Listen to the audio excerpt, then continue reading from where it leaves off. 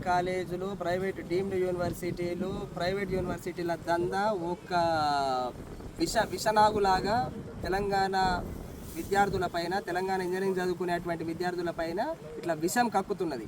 ఆ విషం ఎట్లా కక్కుతున్నది అని అంటే, ఇప్పుడు చూడండి, సుమారుగా 190 ఇంజనీరింగ్ కాలేజీలు ఉంటే దాంట్లో జేఎన్టీయూ కిందనే 94 నుండి 98 ఇంజనీరింగ్ కాలేజీలు అటానమస్ స్టేటస్లో ఉన్నాయి. కొన్ని ఇంజనీరింగ్ కాలేజీలు డీమ్డ్ యూనివర్సిటీగా రూపాంతరం చెందినాయి. ఈ డీమ్డ్ యూనివర్సిటీలు ఏవైతే రూపాంతరం చెందినాయో వాళ్ళు నరమేధం సృష్టిస్తున్నారు. విద్యార్థుల తల్లిదండ్రులకు పిచ్చి లేపుతున్నారు ఫోన్లు చేసేసేసి. మా కాలేజీలో జాయిన్ కాండి, మా యూనివర్సిటీలో జాయిన్ కాండి, మాకు సీట్లు, మేము సీట్లు ఇస్తాము అంటే మేము సీట్లు ఇస్తామని. మరి ఇన్ని రోజులు ఈ సీట్లు, ఈ వ్యవహారం అంతా కూడా ఒక పకడ్బందీ వ్యవస్థగా నడుస్తుంటే ఇప్పుడు ఈ డీమ్డ్ యూనివర్సిటీలో అన్లిమిటెడ్ సీట్లు అయిపోయి ఒకరి మీద ఒకటి కాంపిటీషన్ పెరిగిపోయి మరి వీళ్ళు ఇంజనీరింగ్ విద్యా వ్యవస్థను, ఈ వ్యవస్థను ఏడిదాకా తీసుకుపోతారో అర్థమయ్యే పరిస్థితి లేకుండా ఉన్నది తెలంగాణ రాష్ట్రం లోపల.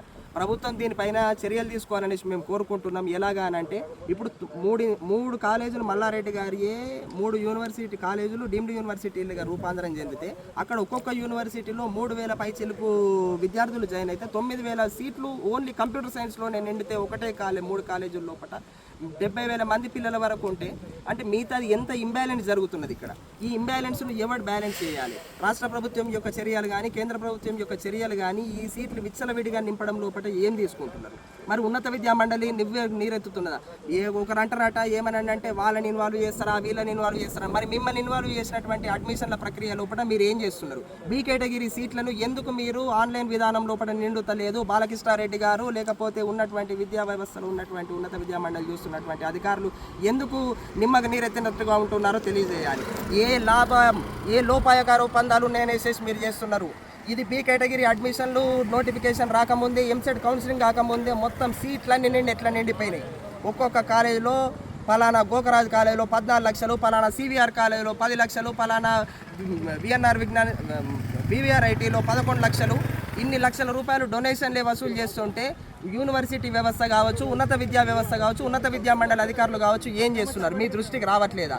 నిన్న ఒక కాలేజ్ ఐఏఆర్ఈ ఇంజనీరింగ్ కాలేజ్ లోపల కాండొనేషన్ ఫీజు యూనివర్సిటీ నియమించింది 300 రూపాయలు అయితే వాళ్ళు 3,000 రూపాయలు, 70 అటెండెన్స్ పర్సెంట్ ఎంత తక్కువ ఉన్నా కానీ 3,000 రూపాయలు తీసుకొని వాళ్ళు ప్రమోట్ చేస్తున్నారని. అంటే ఇంత పర్యవేక్షణ ఉన్నటువంటి ఒక అటానమస్ కాలేజీని ఇట్లా దందా నడుస్తూ ఉంటే డీమ్డ్ యూనివర్సిటీలు, ప్రైవేట్ యూనివర్సిటీలు జరిగినప్పుడు వానికి 60 మార్కులు ఇంటర్నల్, 40 మార్కులు ఎక్స్టర్నల్ పెడితే ప్రతి ఒక్కడు 80% పాస్ అయినా స్కిల్ లేకుండా, వాళ్ళు ఒకటి టాలెంట్ లేకుండా, ఏం లేకుండా వాడు ఒక డిగ్రీ తోటి బయటకు వచ్చేసేసేస్తే ఏం చేయాలి? మీరు సమాజంలో ఒక చీడపురును వదలాలనుకుంటున్నారా, ఉన్నతమైనటువంటి వ్యక్తిని వదలాలనుకుంటున్నారా ఒక డిగ్రీ తోటి అనేది ఈ రాష్ట్ర ప్రభుత్వము, ఈ రాష్ట్రంలో ఉన్నటువంటి అధికారిక యంత్రాంగము ఇవన్నీ కూడా నిర్ణయించుకోవాల్సిన పరిస్థితి ఉన్నది.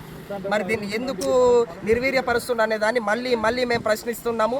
విద్యార్థి లోకం ఎప్పుడు కూడా పేద విద్యార్థుల పట్ల, బడుగు బలహీన విద్యార్థుల పట్ల, గిరిజన విద్యార్థుల పట్ల ఈ రాష్ట్ర ప్రభుత్వము ఎన్ని చర్యలు, ఎంత సంక్షేమ కార్యక్రమాలు తీసుకున్నా కానీ ఈ ప్రైవేటు కురల్లో చిక్కుకొని వ్యవస్థ మొత్తం నాశనం అవుతున్నది.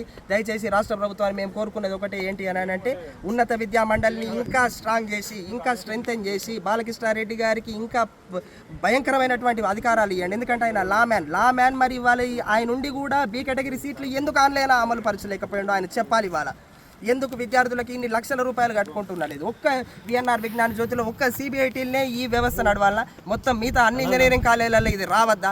ఎందుకు రావద్దు? మరి దీన్ని ఎవడు ఎక్కడ ఏ స్థాయిలో దీన్ని కట్టడి చేస్తే వస్తుందో ఈ రాష్ట్ర ప్రభుత్వం నిర్ణయించాలి.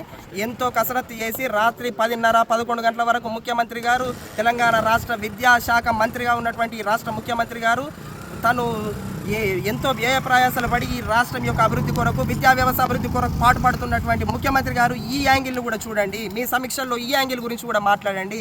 వేల అడ్మిషన్లు ప్రైవేట్ యూనివర్సిటీలలో అవుతూ ఉంటే, ప్రైవేట్ ఇంజనీరింగ్ కాలేజీలు అవుతూ ఉంటే, గవర్నమెంట్ విద్యా వ్యవస్థ నిర్వీర్యం అవుతూ ఉంటే, లేకపోతే పేదవానికి ఆశగా కలగా ఉన్నటువంటి మన ఫీరి